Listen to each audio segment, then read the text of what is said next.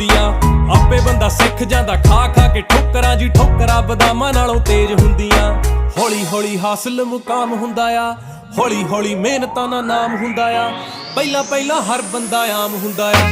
ਦੁਨੀਆਦਾਰੀ ਚੋਂ ਜੋ ਤਰਾਸ਼ ਬਣਦੇ, ਆਪਣੇ ਤੇ ਰੱਖ ਵਿਸ਼ਵਾਸ ਬਣਦੇ ਹੋਏ। ਆਮ ਜਿਹੇ ਮੁੰਡੇ ਵੀ ਨੇ ਖਾਸ ਬਣਦੇ, ਆਮ ਜਿਹੇ ਮੁੰਡੇ ਵੀ ਨੇ ਖਾਸ ਬਣਦੇ ਹੋ। ਆਮ ਜਿਹੇ ਮੁੰਡੇ ਵੀ ਨੇ इब आम नहीं है छोरे, बदनाम थे जो छोरे, बड़ा नाम हो गए छोरे गुमनाम।